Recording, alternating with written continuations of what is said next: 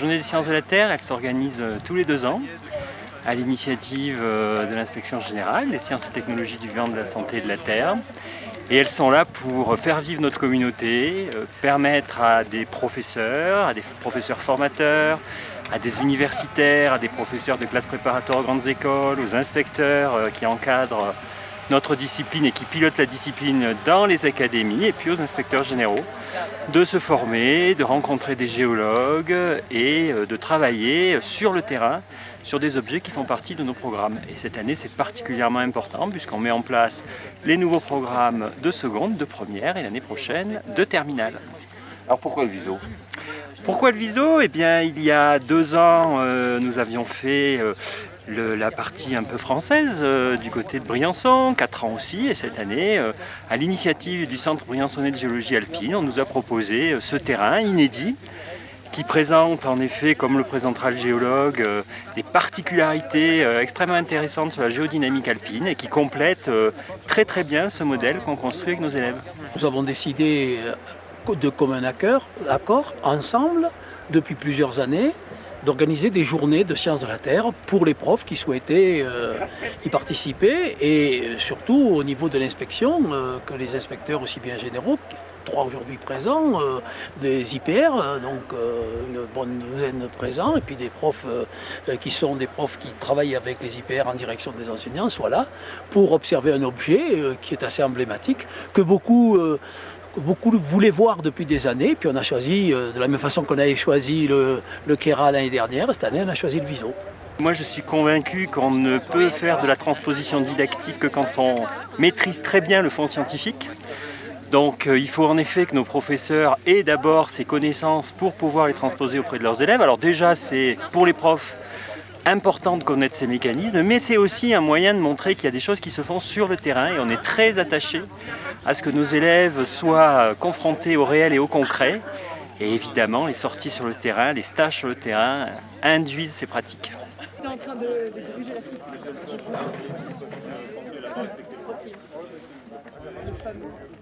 Il fait très beau aujourd'hui.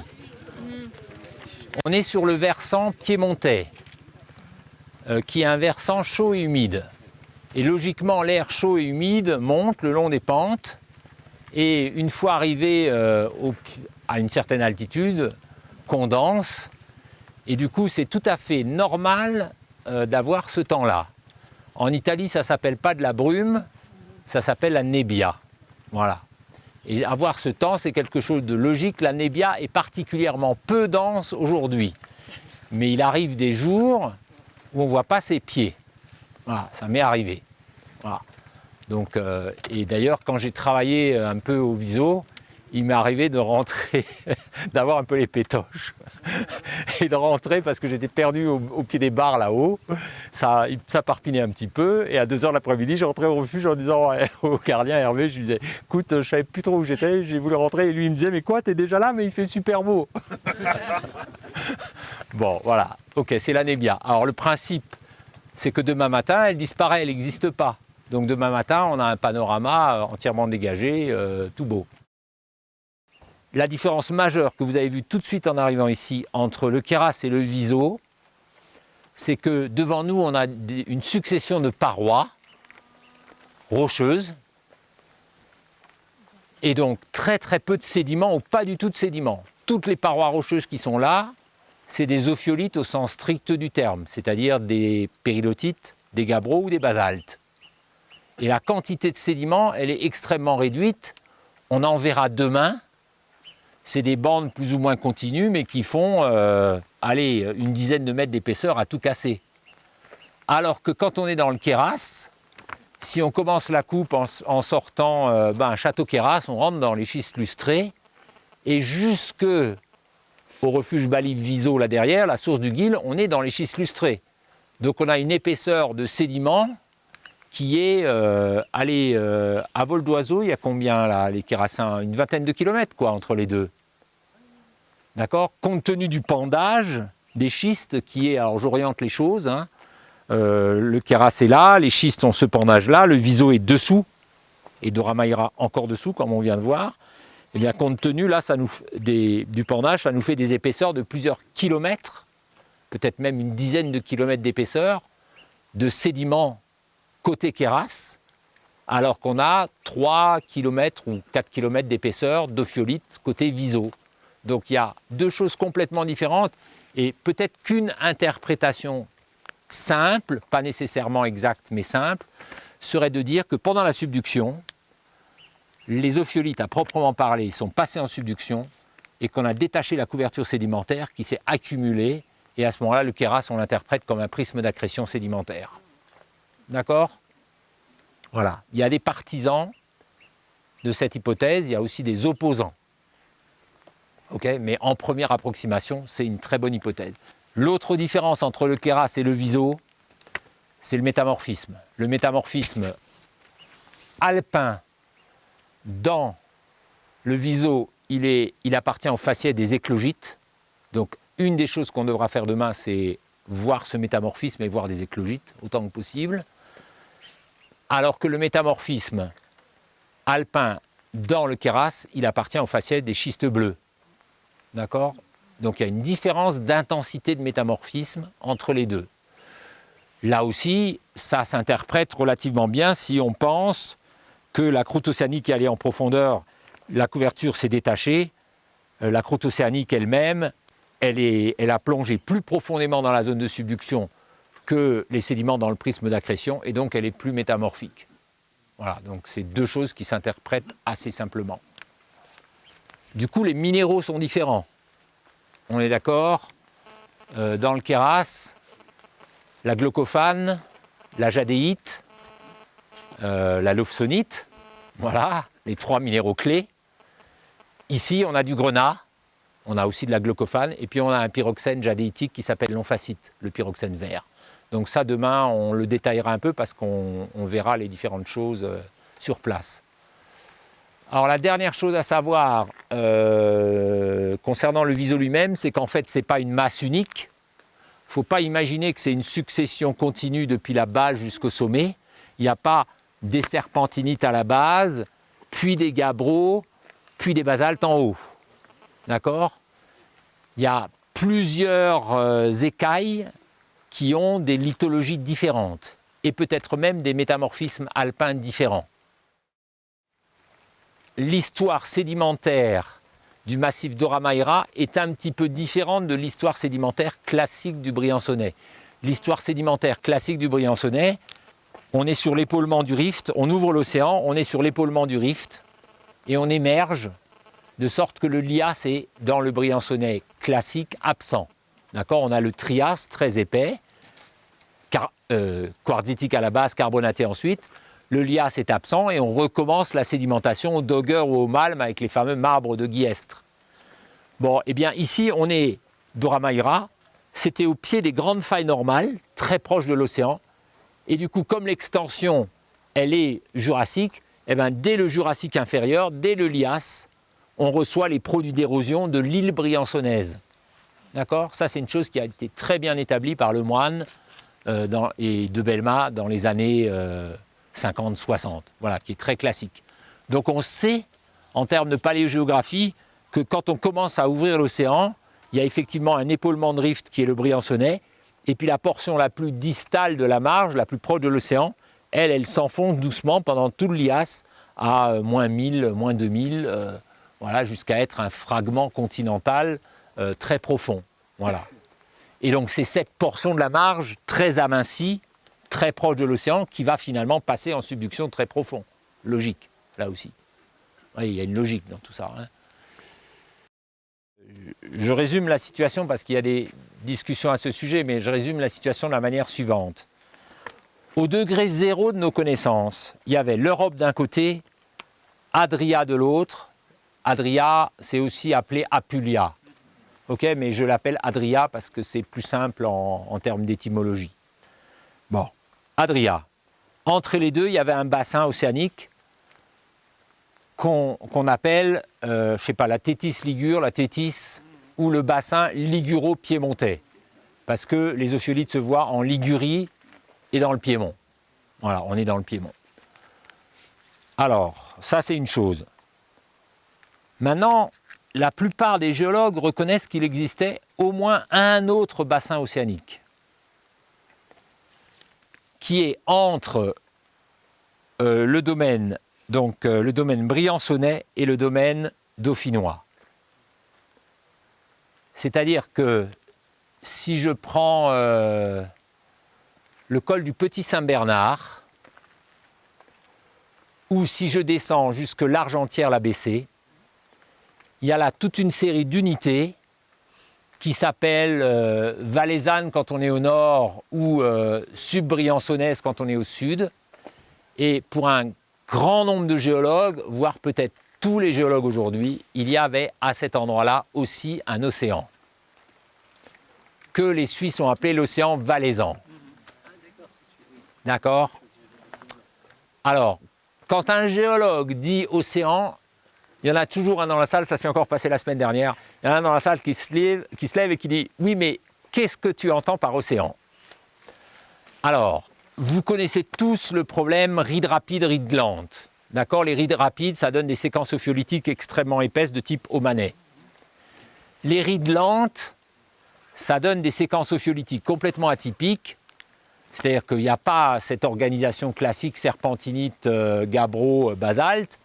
Les gabbros, ils sont à l'intérieur des péridotites, et puis quelquefois, il y a des basaltes par-dessus. Voilà.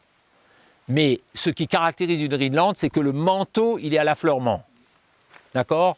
Donc on a tellement étiré la croûte continentale que le manteau a été à l'affleurement au fond de la mer. Et donc l'océan valaisan, c'est un océan de ce type-là. C'est-à-dire que c'est un océan probablement étroit. Personne n'ose donner de valeur, mais 50 km. Mais au fond, il y avait des péridotites mantéliques.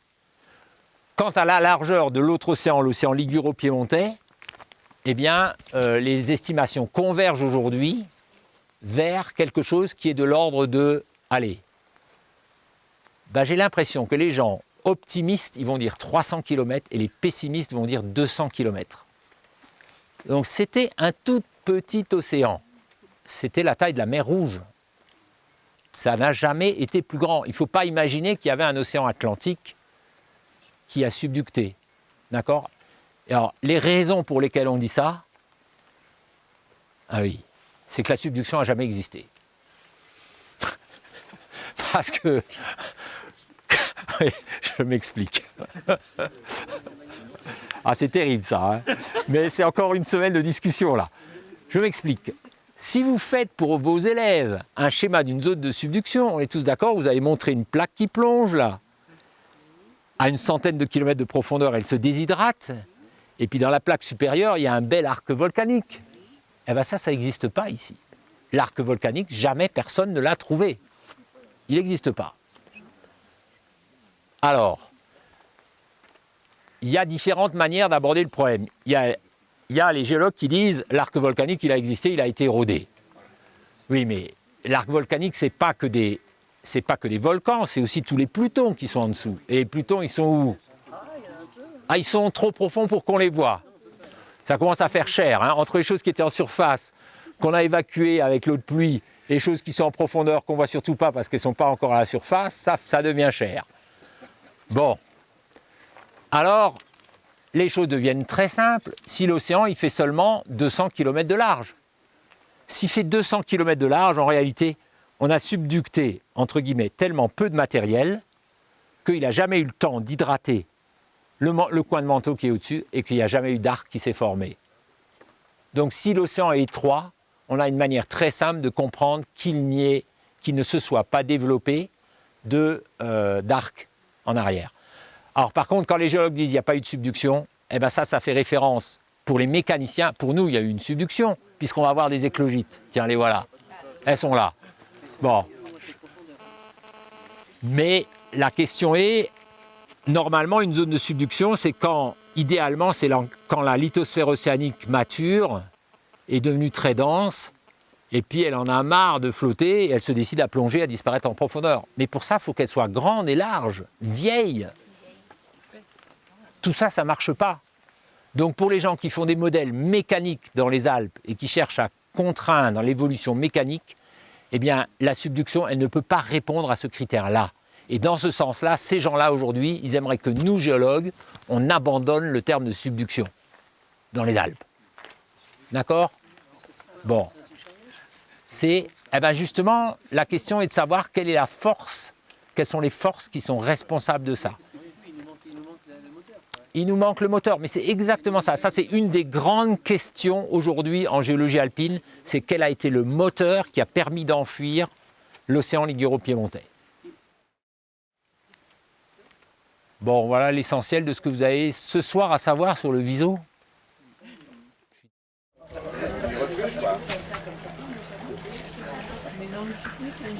Bonjour à tous. Si jamais vous avez tous un petit coupe-vent, c'est quand même pas mal parce qu'il fait chaud ce matin, mais le coupe-vent ça fait quand même partie du fond de sac. D'avoir quand même un petit truc s'il se met à pleuvoir. Voilà. Puis le but c'est de faire la sortie, on est nombreux, donc le but c'est de faire quand même un petit peu gaffe parce que sur le nombre, il y a toujours vite quelqu'un qui peut se blesser, se faire une petite entorse et tout ça. Donc vous êtes grand, quand vous marchez, faites quand même un peu gaffe où vous mettez les pieds. On évite de courir à la descente, des basiques, hein, de sauter et puis de couper les sentiers, c'est toujours bien. Voilà, je vous dis des choses standards, de base, mais bon voilà. Sur le nombre, c'est vrai qu'on peut vite avoir une petite blessure, donc on fait tous attention pour que ça se passe le mieux possible. Je vais donc vous parler de... Ah non, ça c'est toi la géologie, hein, Michel. Ah, ça va être mieux. Juste un petit point, parce que les lumières de septembre sont les plus jolies lumières de montagne.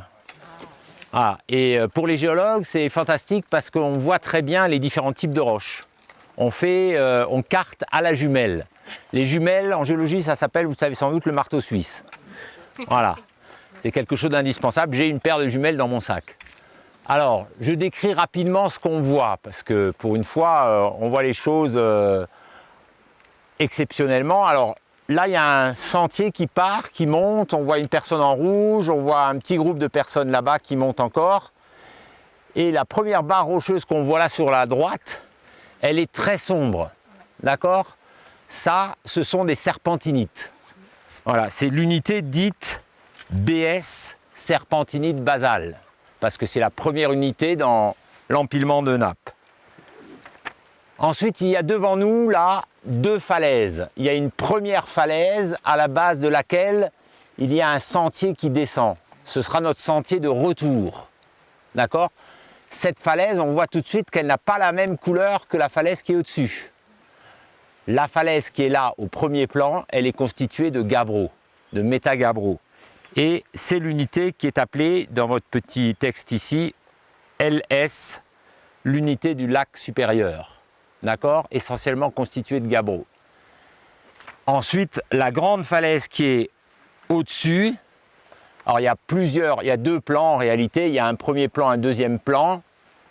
Ça, c'est des unités qui sont essentiellement constituées de basalte. C'est l'unité qui est appelée VM, Viso Mozzo. Le Viso Mozzo, c'est le sommet qui est là, juste là sur la gauche. Et il y a un grand contact tectonique qu'on verra aussi, qu'on discutera, qui le sépare de toute la pyramide sommitale du Viso. Et cette unité pyramide sommitale du Viso, elle est appelée unité Forcioline. D'accord? Et il y a une dernière toute petite unité qui est dessinée ici, VA, l'unité de Valente. Le Viso de Valente, pour ceux qui connaissent le Viso versant français, c'est l'espèce de cube qui est posé un peu à droite du sommet, côté français. Voilà, donc on a sous les yeux l'ensemble des unités, sachant qu'on ne voit pas véritablement les contacts tectoniques, et pour une raison très simple, c'est que les différentes unités, elles ont un pendage qui est vers l'ouest, et donc chaque fois qu'il y a une barre, elle nous cache le contact tectonique et on voit juste le sommet de cette unité de l'autre côté. Et les contacts tectoniques sont dans les espèces de vallons entre ces différentes barres. Voilà. Dernier point, sur le sommet qui est ici au soleil et qui paraît assez plat, vous remarquez que le sommet, alors il y a 3 tours, mais un peu à gauche et un peu à droite, on voit que les roches elles sont plus noires. Ça, ce sont aussi des serpentinites. Mais ces serpentinites n'appartiennent plus au Viso, elles appartiennent déjà au Queyras. Voilà. Le Viso est séparé du Queyras par une grande faille qui est exactement la même orientation que les autres. Et juste là, sur la crête frontière, il reste les serpentinites. Un petit niveau de serpentinite, elles ne sont pas très épaisses, qui marquent le contact tectonique entre le Viso et le Queyras. Voilà, donc sous nos yeux, on a quasiment l'intégralité de la coupe. Et du coup, on comprend pourquoi, puisque toutes ces roches sont éclogitiques et que le Queyras est schiste bleu, eh ben on comprend pourquoi dans le Queyras, on ne voit jamais d'éclogite.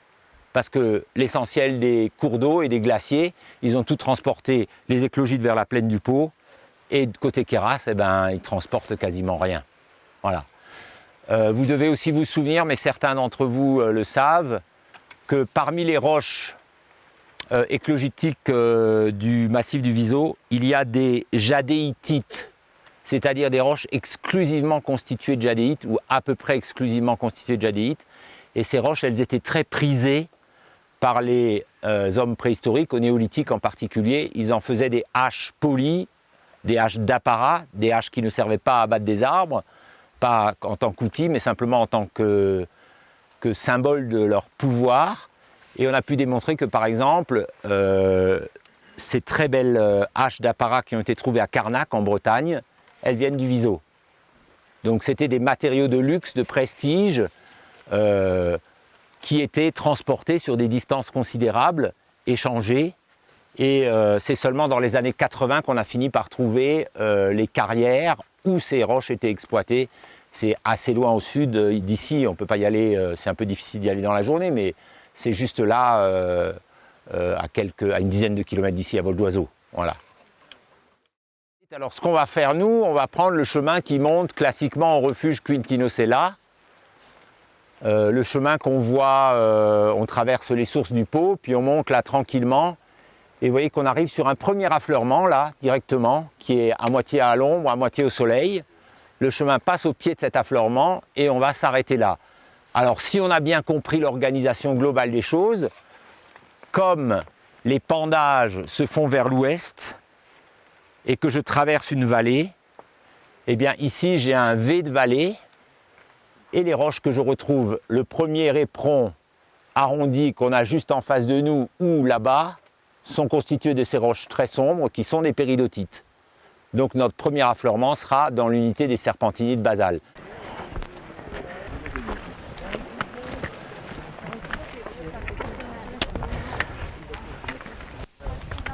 Comme promis, le premier arrêt c'est dans l'unité des serpentinites basales. C'est une unité qui est relativement épaisse. Toute la crête qui est en face de nous, depuis la droite jusque... Voilà, il y a un sommet assez arrondi là-bas, au-dessus du sentier. Toute cette crête est constituée de serpentinites. Alors les serpentinites, ce sont des roches vertes, quasiment exclusivement constituées de serpentines. En réalité, outre la serpentine, il y a un petit peu de magnétite. La magnétite, elle se présente sous forme d'alignement de petits grains noirs. Il y en a là sur ce rocher à peu près autant qu'on veut. Ceux qui voudront regarder après en détail verront la magnétite. Voilà, il n'y a pas de doute. Il y a de la magnétite à peu près partout. Alors, dans le langage des Italiens, ces roches, elles sont appelées plus précisément des serpentinoschistes. Des schistes serpentineux. Parce qu'en effet, la foliation, la schistosité, elle affecte l'intégralité de la roche. Et ceux qui connaissent, qui ont été au Chenaillet ou dans le Queyras et qui ont vu les serpentinites du Chenaillet, savent très bien qu'il n'y a pas de foliation dans les serpentinites du Chenaillet. Elles sont massives, avec de nombreuses veines, mais il n'y a aucune schistosité. Donc quand les Italiens font la carte ici, ils distinguent très nettement les serpentinites, qui sont des roches peu ou pas déformées, à part les veines et les fractures, et les serpentinoschistes, qui sont massivement foliés. D'accord ? Alors, vous savez tous que les serpentinites sont en réalité des péridotites, au départ, des roches ultrabasiques, des péridotites, dans lesquelles l'olivine a été remplacée par la serpentine. Et vous savez qu'à quelque chose près, l'olivine et la serpentine ont la même formule chimique, à l'eau près. D'accord ? L'olivine est anhydre, la serpentine est hydratée. Et donc, pour transformer une péridotite en serpentinite, il faut ajouter de l'eau. Et il faut ajouter des quantités massives d'eau. Et donc la solution qui petit à petit s'est imposée, c'est que l'eau ayant hydraté la péridotite est l'eau de mer. C'est quand le manteau était très proche, voire à la surface au fond de l'océan, qu'il a été massivement hydraté. Inversement, quand les péridotites serpentinisées entrent en subduction, elles devraient atteindre une température telle que la réaction inverse se fait. C'est-à-dire qu'on devrait avoir à un moment donné une réaction du type serpentine donne olivine plus eau. Et cette fois, l'olivine qui sera là, ce sera l'olivine qui serait formée par cette réaction ne serait plus une olivine mantélique, mais une olivine métamorphique. Eh bien, un des critères diagnostiques du métamorphisme éclogitique dans ces serpentinites, c'est que parfois on trouve de l'olivine métamorphique. Voilà. Alors, l'olivine métamorphique, c'est des tout petits grains qui sont assez difficiles à distinguer, qu'on voit parfois plutôt dans des veines, mais qui existent ici au Viso et qui, à partir du Viso, se développent largement dans toutes les unités ophiolitiques jusqu'en Suisse. C'est quelque chose d'important pour les gens qui font des bilans de l'eau dans les zones de subduction. Parce que voilà le moment où l'on réhydrate le morceau de manteau qui est supposé être au-dessus de celui qui appartient à la plaque en subduction. D'accord ? Bon, on voit qu'ici, les serpentinites ne sont pas massivement déshydratées. Voilà, ça n'est pas redevenu une péridotite métamorphique. C'est resté une serpentinite. Buongiorno. Buongiorno. L'outil ArcGIS Online permet de collecter des données, donc de nature variée, des open data, mais aussi d'utiliser des données qui ont déjà été collectées par des organismes de recherche. Alors dans notre cas présent, ici dans la sortie géologie, on utilise une application gratuite de ArcGIS Online qui s'appelle Survey 123, qui permet de créer un questionnaire qui est créé, qui est disponible en ligne ou si on n'est pas en connexion comme ici, en connexion réseau. Il suffit d'avoir un objet nomade, un outil nomade, un smartphone, une tablette qui soit géolocalisé. Au préalable, on télécharge cette application Survey 123, l'enquête de la sortie géologie, et puis sur le terrain, on ouvre l'application, et cette application nous permet, en chaque site d'intérêt, point d'intérêt, de pouvoir remplir des champs de formulaire avec des informations de description, de titres, pouvoir faire des prises de photos et également la géolocalisation des données. Ce qui fait que l'ensemble des participants ici ont l'application sur leurs outils nomades, vont collecter des données et ces données vont être mutualisées sur une base de données commune et vont être ensuite représentées sur une carte web, donc sur le SIG, où toutes les données seront accessibles. Donc après on peut les traiter sans problème. Et ce qui est intéressant dans le SIG, c'est qu'on va pouvoir croiser les données prises sur le terrain avec des couches de données, par exemple une carte géologique. Donc les différentes collectes de données vont ici apparaître sur une carte topographique, mais on peut très bien mettre une couche de données avec la carte 25 millième ou un 50 millième en carte géologie sans problème, et pouvoir faire la corrélation entre les différents points de collecte et les unités métamorphiques et géologiques qu'on est en train de découvrir sur le site.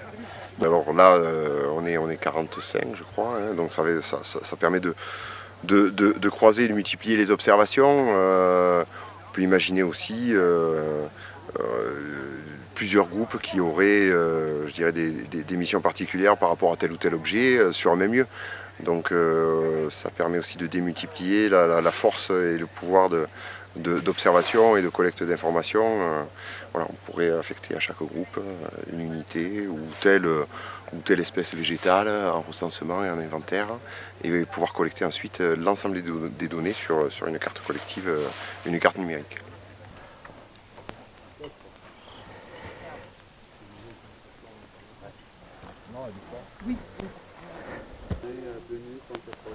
à l'extrémité sud d'un petit lac qui s'appelle le Lago Fiorenza. F-I-O-R-E-N-Z-A. Alors, je décris rapidement le paysage. Derrière nous, là, on vient de traverser une barre de serpentinite dans laquelle on voit, alors là, le soleil ne nous est pas très favorable, mais on voit que la foliation, elle est pentée comme ça vers nous. D'accord? Ça se voit particulièrement à droite là-bas. Et puis en face de moi, je vois ces grands éboulis très clairs, dont d'ailleurs on a vu quelques blocs au passage quand on montait, mais qu'on reverra en fin de journée parce qu'on descendra là, par là, qui est une falaise de gabbro. Donc la première réaction qu'on peut avoir ici, c'est une réaction toute simple. On a une succession manteau, au-dessus du manteau les gabbros. Voilà. Tout va bien. L'œil avisé du botaniste dit que dans le paysage, quelque chose cloche. Vous connaissez, tous les géologues connaissent le lichen vert qui est là. En français, le lichen géographique. En latin, Rhizocarpon geographicum. Et tous les géologues savent que finalement, regardez les blocs qu'on voit là-bas en face dans le gros éboulis, leur teinte verte n'est pas due à la couleur de la roche, elle est due en fait à ce lichen qui les recouvre. D'accord? De même ici. Par contre, dans l'affleurement qui est juste situé ici, ce lichen il est absent. D'accord? Alors ça met immédiatement le doigt sur un point. Ce lichen est un lichen qui ne supporte pas le calcaire, qui ne supporte pas le calcium. Il est calcifuge, d'accord? Si je disais qu'il était silicicole, ça porte un petit peu à difficulté parce que finalement, les péridotites sur lesquels il croît ne sont pas nécessairement des roches qu'on qualifierait de siliceuses. De même, les gabbros qui sont en face de nous, on ne les qualifierait pas nécessairement non plus de roches siliceuses. Donc il faut oublier ce point. Simplement, il ne croît pas sur les roches qui contiennent des carbonates. Ce qui veut dire que ces roches contiennent des carbonates. Celles que j'ai juste en face de moi. D'accord? Et donc, ce simple fait des roches qui contiennent des carbonates m'incite à regarder de près l'affleurement, on va aller le voir.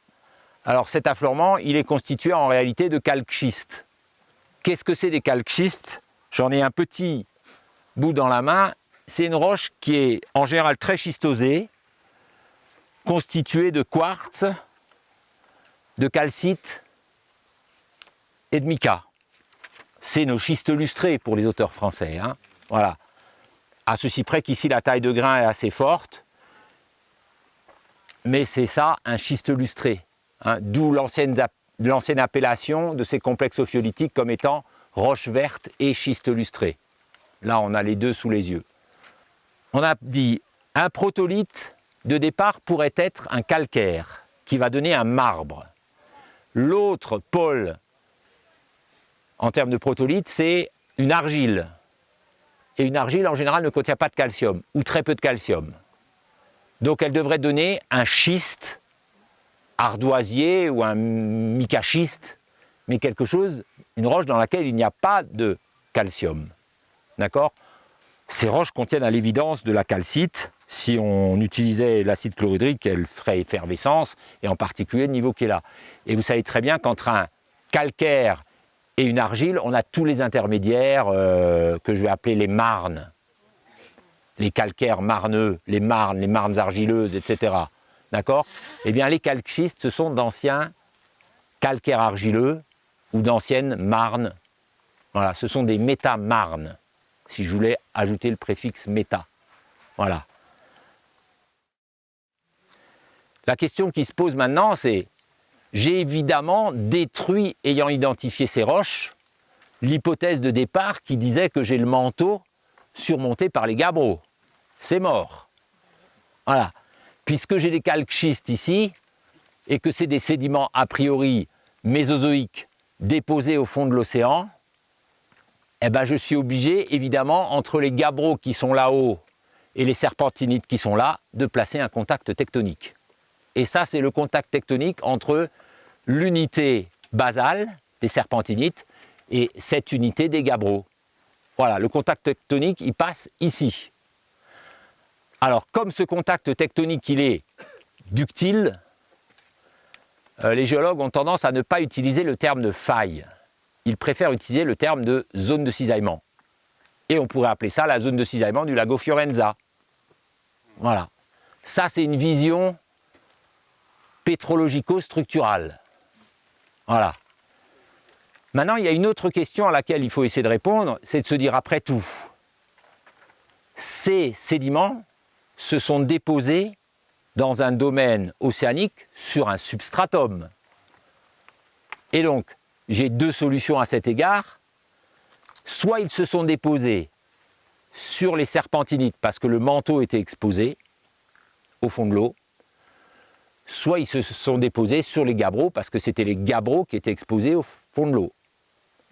Dans le premier cas, la succession elle est normale et la grande zone de cisaillement elle est au-dessus, là-bas au contact avec les gabbros.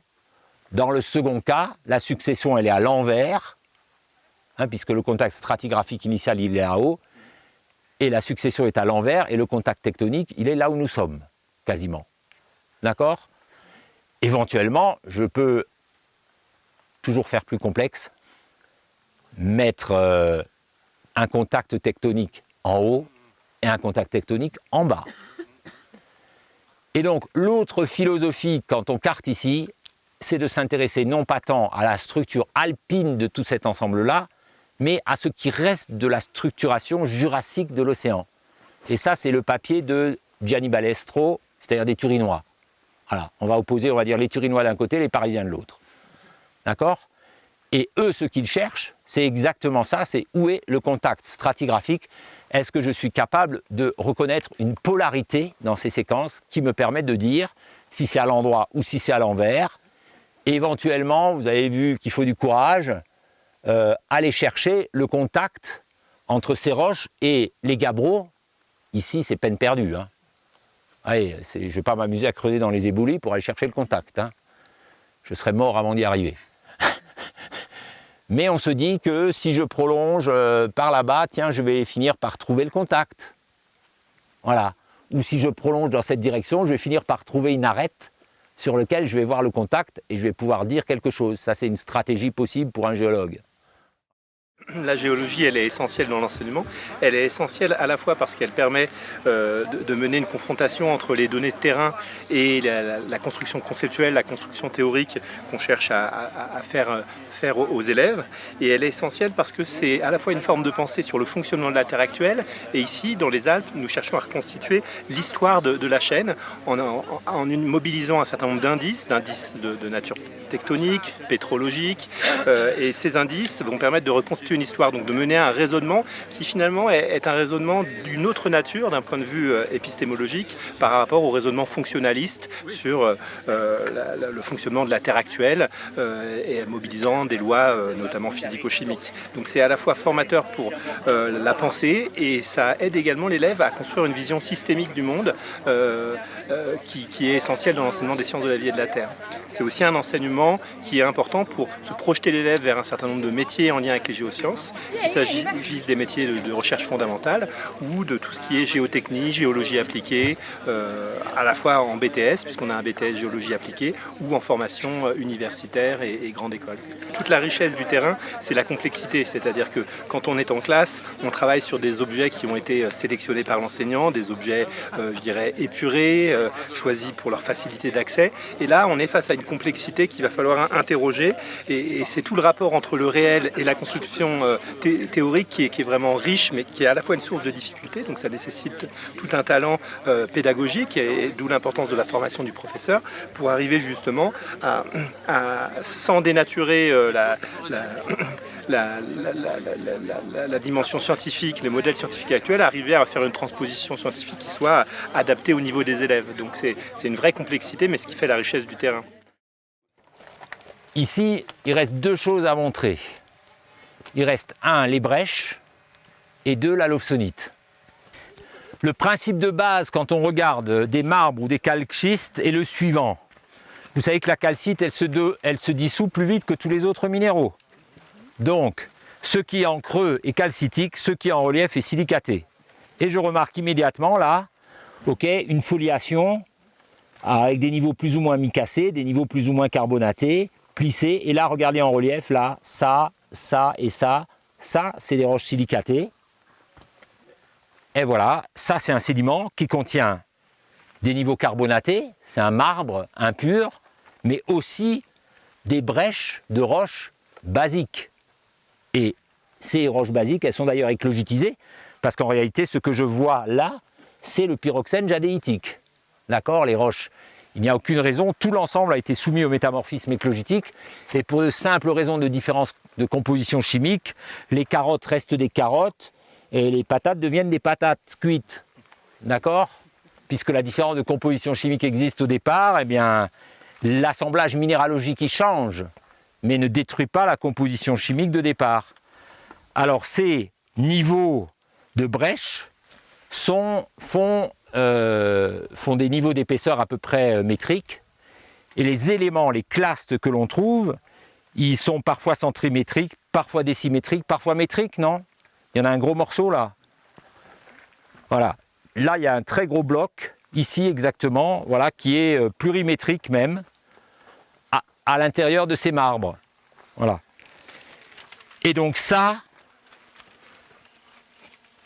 peut être interprété de différentes manières, mais la solution la plus simple, c'est que ce détritisme, il soit ce qu'on appelle du détritisme ophiolitique, c'est-à-dire que ce soit en réalité des clastes qui ont été transportés dans l'océan au moment de la sédimentation et forment des niveaux différents les uns des autres, plus ou moins abondants. Mais voilà, ça c'est le détritisme ophiolitique jurassique au moment de l'ouverture de l'océan. C'est ce qui fonde le travail des Italiens en particulier, qui essayent de distinguer les brèches tectoniques et les brèches sédimentaires. Voilà. Et finalement, aujourd'hui, tout le monde s'accorde à dire que ces brèches en particulier, ce type de brèche, qui est complètement différente de celle qu'on a vue tout à l'heure, hein. Là, on est clairement dans un environnement sédimentaire. Voilà. Ce sont des brèches sédimentaires. Voilà. Alors, quand on ne comprend rien, ni à l'un ni à l'autre, on appelle ça un mélange et on dit que ça s'est formé dans la zone de subduction. Et tout le monde est content. Voilà. C'était une remarque mi-figue, mi-raisin. On sent bien qu'il y a un message à envoyer. Non, le message à envoyer est tout à fait clair. Si je dis que c'est un mélange, ça veut dire que je ferme les clapets, là, je ferme mes oreilles, et puis je dis, n'enregistre pas. Quel bordel! Courage, fuyons! Comment est-ce que je peux déterminer si c'est sédimentaire, si c'est tectonique, si c'est acquis dans la zone de subduction, dans le chenal de subduction? Je m'en vais, j'appelle tout ça un mélange et basta, j'ai donné un nom et je suis content. Voilà. Et d'une certaine manière, c'est ce que je disais hier, j'ai démissionné devant mes responsabilités de géologue. Ça veut dire que je n'ai pas fait l'effort de comprendre quelle pouvait être l'origine de ces roches, réellement. Voilà. C'est pour ça que vous ne verrez jamais dans ma bouche ou dans mes écrits le mot mélange. Parce que si j'écris mélange, j'écris que je suis un ignorant. Voilà. Et je préfère ne pas faire ça. Oui. L'inverse, c'est pas le savant, hein, parce qu'on n'a pas non plus réponse à tout. Mais je n'accepte pas de démissionner d'avance devant la difficulté, voilà, en la couvrant d'un espèce de vocabulaire passe-partout politiquement correct et qui fait que tout le monde passe à côté en disant « oui, il est joli votre mélange », et là on s'en va.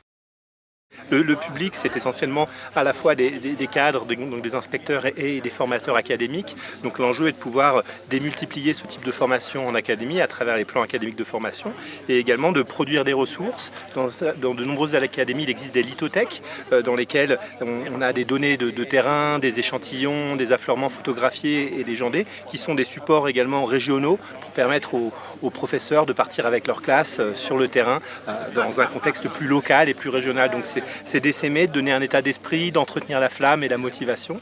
Et puis également d'être en phase, grâce à l'accompagnement par Michel Balèvre, ici un chercheur de pointe, de pouvoir suivre l'évolution de la science, en sciences de la Terre, et également de déguiser notre réflexion, de s'intéresser au domaine de validité des modèles, des remises en cause épistémologiques sur ce qu'on pensait acquis et qui évolue au fur et à mesure des nouvelles données. Donc c'est vraiment à la fois essaimer sur le rapport à ce qu'est la science aujourd'hui et sur l'utilisation du terrain également.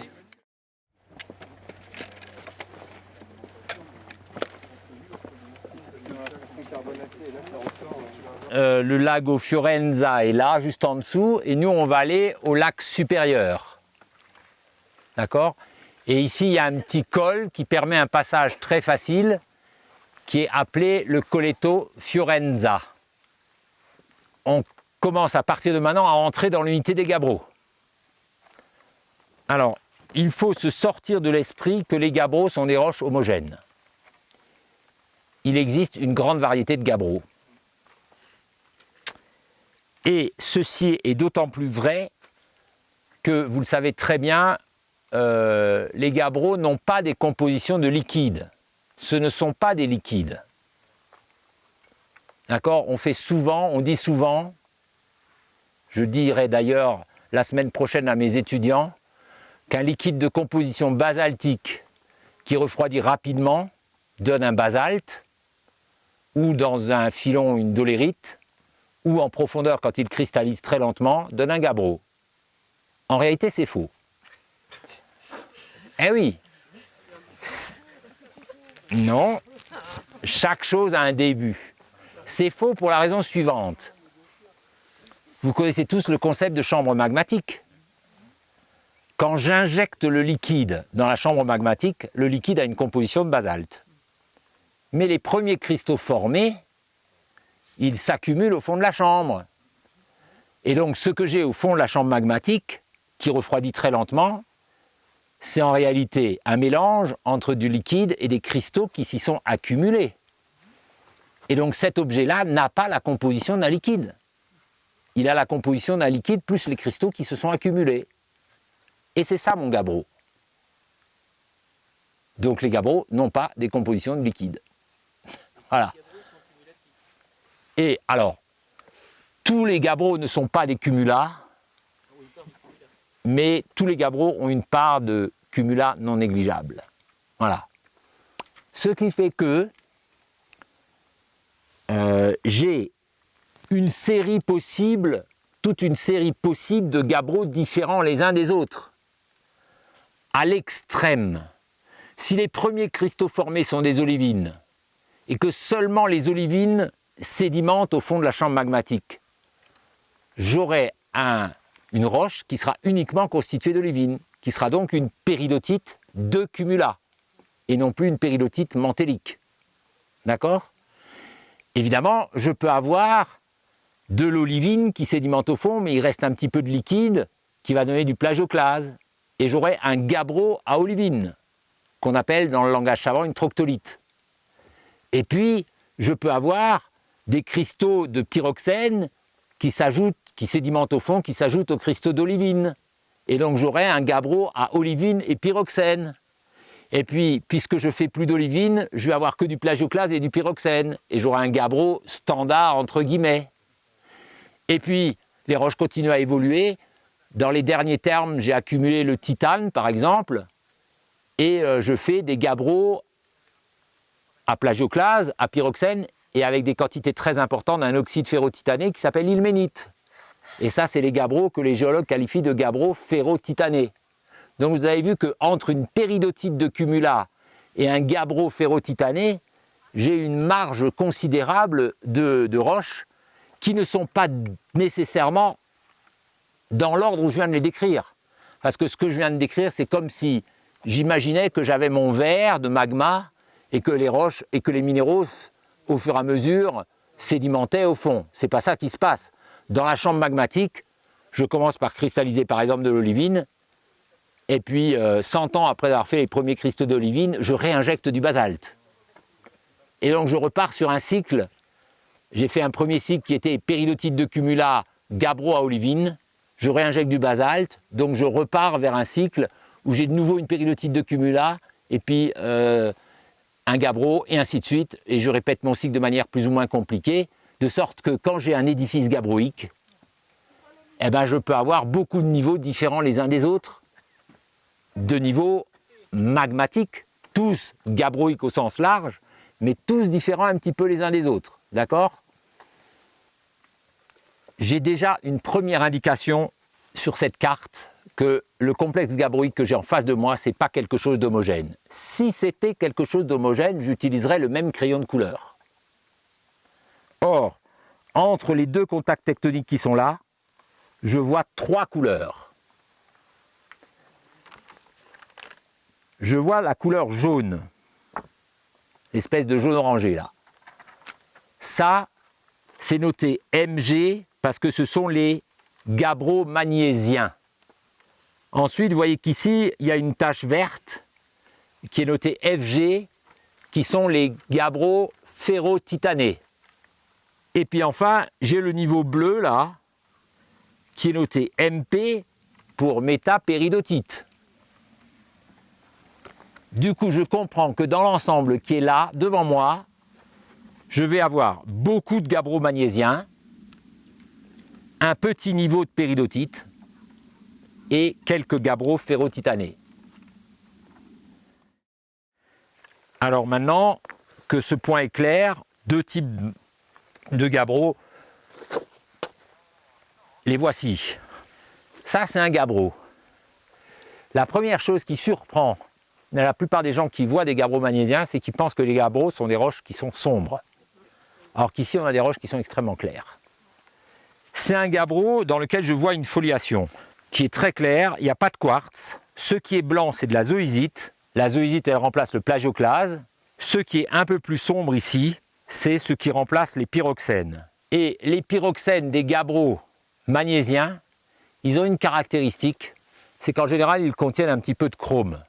Parce que le chrome est un des éléments qui n'aiment pas le liquide et qui rentre dans les premiers cristaux formés. Les cristaux verts, c'est donc le pyroxène chromifère, c'est un pyroxène jadéitique chromifère, c'est une omphacite chromifère qui est appelée dans le langage des géologues la smaragdite. Smaragde, c'est comme émeraude, ok? C'est émeraude, un vert émeraude.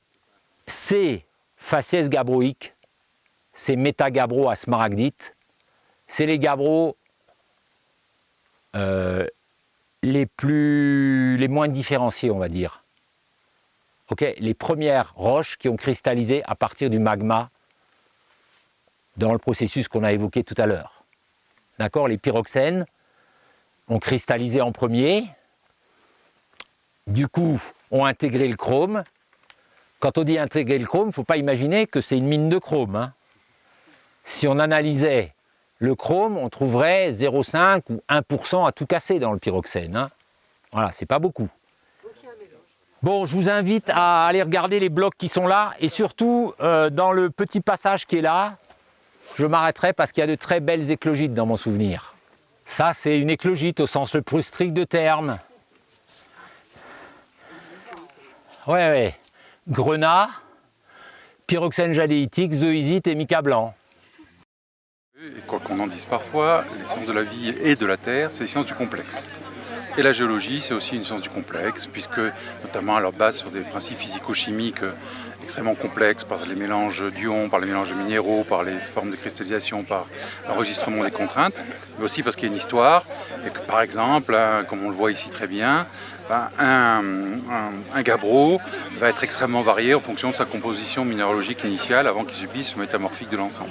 Donc aller sur le terrain, c'est à la fois illustrer tout ce qui a pu se faire en cours et montrer aussi aux élèves que de temps en temps les choses sont plus complexes, que les modèles qu'on fait passer du point de vue didactique et pédagogique sont des fois un peu réducteurs, mais ils ne sont pas faux, ils sont simplement un modèle qui sert à la formation des élèves, qui est l'adaptation didactique de savoir qu'ils sont plus complexes. Donc aller le terrain, ça permet de se affronter à la réalité, en dehors du fait de voir l'ampleur kilométrique ou décamétrique d'une chaîne de montagne, des cristaux magnifiques ou des ensembles de roches qui donnent une cohérence aux apprentissages. Quand on est dans un paysage aussi magnifique qu'ici, l'aspect extrêmement un peu émotif ou émotionnel de la perception des choses change complètement. Ça fait partie en science, c'est un puissant moteur aussi de la curiosité humaine, et la curiosité humaine c'est le moteur de la science. Donc on a besoin aussi de mettre les gens dans de la réalité. Une photo ne pourra pas traduire, quelle que soit la beauté maintenant des objets photos qu'on puisse avoir, là la grandeur d'un paysage comme ce cirque glaciaire avec ses eaux cristallines au pied du lac du Mont Viso. Nos collègues en éducation physique et sportive connaissent, on peut amener souvent les élèves, y compris à handicap, dans ces endroits. Après il y a la question des sorties scolaires, sur lesquelles pour des raisons de sécurité il faut effectivement les préparer, les avancer, etc. Et l'expérience prouve quand même qu'il peut y avoir des projets pédagogiques annuels qui permettent d'emmener les élèves sur le terrain. De plus, les nouvelles directives sur l'éducation et le développement durable et la priorité du ministre donnée à la découverte du réchauffement climatique ou la variété de la biodiversité, qu'on pourrait faire ici aussi, amèneront sans doute les chefs d'établissement à être plus réceptifs aussi à l'organisation de sorties. Là, il y a quelque chose qui est en relief, là, et que je vois bien, qui traverse tout ici, là, ça fait 1 cm d'épaisseur.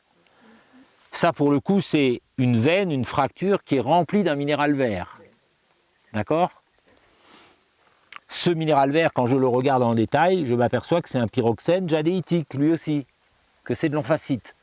Donc, autrement dit, c'est une veine éclogitique. D'accord ? Bon. Qu'est-ce que ça veut dire ? Ça veut dire que quand j'étais en condition éclogitiques, la roche, elle était capable de se déformer ductilement, mais aussi de se casser. Et si une roche est capable de se casser et qu'il y a un mouvement sur ces plans de fracture, on génère des séismes. On génère des séismes. D'accord ? D'où l'intérêt d'un certain nombre de chercheurs pour ces roches-là, parce que ça, c'est les précurseurs potentiels des séismes dans les zones de subduction. Parce que ça témoigne d'un comportement cassant à haute pression. D'accord ? Voilà. Et donc il y a beaucoup de gens qui viennent ici, là, au lac supérieur, regarder ces veines et essayer de comprendre leur mécanisme de croissance et leur lien potentiel avec des séismes. Bah, ça s'est bien passé, j'ai bien pris une grande corde ce matin au cas où il faille attacher pour tout le monde. Non, ça se passe bien, on a juste donné les consignes de sécurité, mais comme on fait une petite sortie au niveau dénivelé et avec beaucoup de pauses géologiques, finalement les gens ne sont pas fatigués, on marche doucement. Donc je pense qu'il n'y aura pas de problème. C'est pas terminé, mais voilà, tout le monde fait bien gaffe à la descente. On fera encore un peu plus attention. Parce que sur le nombre, comme tu le dis, la probabilité qu'il y en ait un qui se torde une cheville, rien de grave, elle existe quand même. Donc voilà, on fera attention en descendant. Et pour l'instant, c'est la sieste. Pour le moment, ça va, oui, je me repose parce que l'après-midi, c'est surtout la géologie qui me fatigue là. Parce que j'ai du mal à tout comprendre.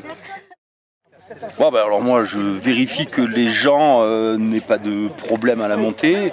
Je pousse un petit peu les gens à avancer afin que le groupe reste homogène et qu'on aille tous au même endroit pour voir faire de la géologie sur place, sur le terrain. On se rassemble à faire des petites pauses et on repart tous ensemble. Moi je suis là pour être en sécurité finalement.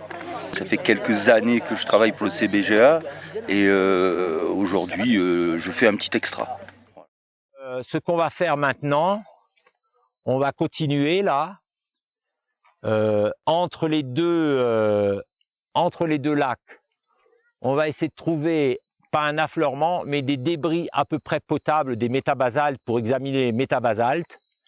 Et ensuite, on va recroiser les éclogites, parfois des éclogites ferrotitanées, et surtout les éclogites magnésiennes, et on va redescendre à notre point de départ tranquillement. La descente, elle est au milieu des gabbros magnésiens, c'est 150 étoiles. À Smaragdite, c'est le plus bel endroit que je connaisse au monde pour voir des smaragdites. Donc l'objectif, c'est de trouver un beau caillou de métabasalte.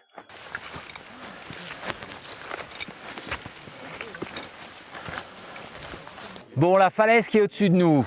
La falaise qui est au-dessus de nous. Prête à s'écrouler sur la tête des impénitents.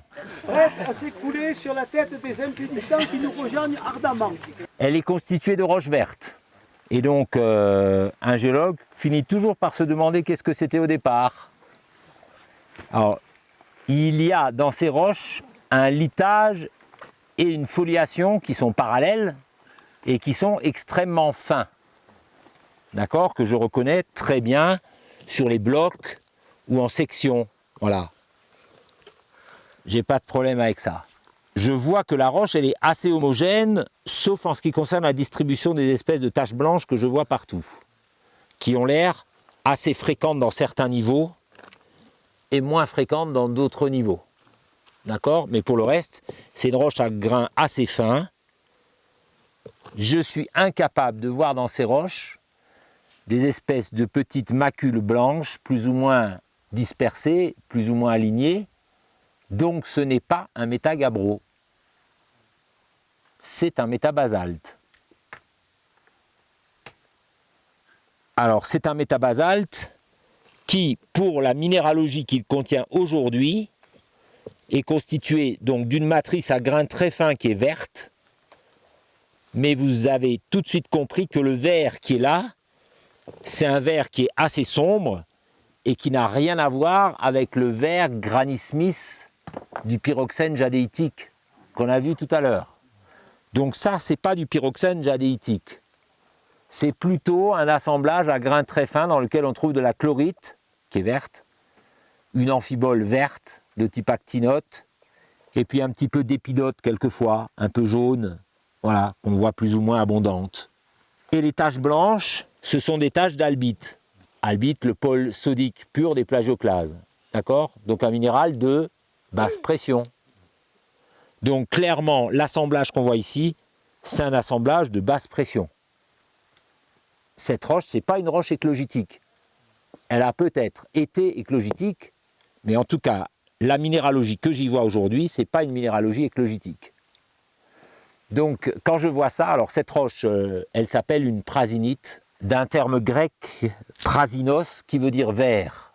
Prasinite, c'est le langage des Alpins. Le langage des savants modernes, c'est schiste vert. Schiste parce que c'est schistosé et vert parce que c'est vert.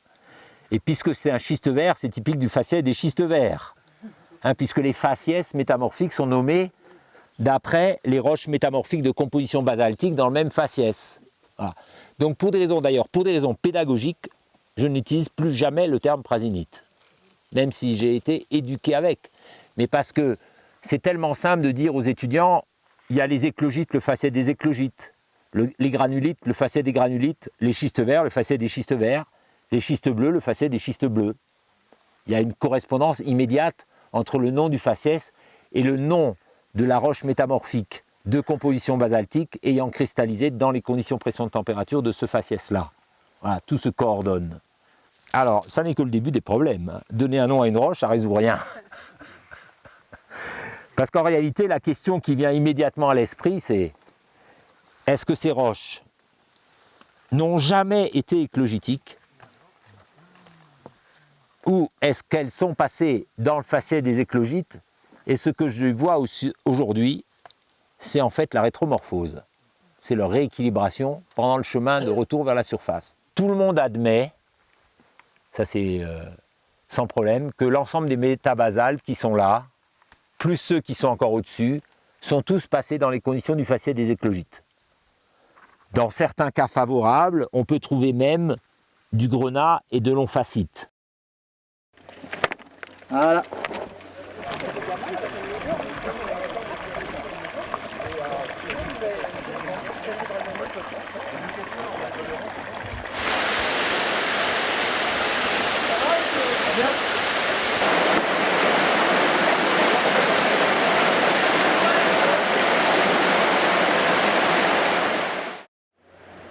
On a vu une coupe quasiment complète des unités ophiolitiques du Viso, avec à la base les serpentinites, des sédiments au-dessus, éclogitiques, quelques brèches et quelques formations bréchiques sédimentaires d'origine discutée, puis ensuite un complexe de gabbros avec différentes lithologies, des gabbros magnésiens avec les fameuses smaragdites, les pyroxènes chromifères, et puis des gabbros ferrotitanés qui sont transformés en éclogites. Et finalement, on est arrivé à un contact sommital qui se trouve au niveau du lac supérieur, au-dessus desquels il y a des basaltes, dans lesquels on a eu un peu de mal à trouver des reliques de haute pression, mais qui existent néanmoins, mais qui sont massivement transformés en schiste vert. Cette journée s'est passée très bien, des milliers de questions, aussi différentes les unes des autres, mais avec des gens qui ont déjà un niveau très élevé, une culture géologique assez ample, et du coup qui en demandent plus, ce qui est tout à fait normal. Voilà, pas de souci. Il se passe tout le temps des choses au fur et à mesure des années. Il y a des hypothèses nouvelles qui apparaissent, qui sont testées, parfois réfutées, mais parfois globalement acceptées. Et du coup, ça change un peu la vision qu'on a des ophiolites du Viso. On a tout intérêt à venir sur le Viso ou le Queyras et de regarder une fois de plus dans ces Alpes, mais dans tout massif montagneux. Une sortie sur le terrain, c'est quelque chose qui apprend plus souvent que des heures de cours. C'est un raccourci un petit peu à dire, mais c'est d'autres compétences élèves qui sont mises en jeu, d'autres compétences de l'enseignant qui permettent de faire un enseignement vivant, actualisé des SVT.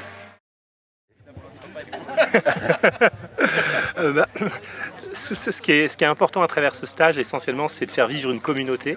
Donc, c'est vraiment riche de retrouver des collègues de toutes les académies, de tout niveau, du collège aux classes préparatoires et à l'université, et donc de créer un réseau et de faire vivre la communauté.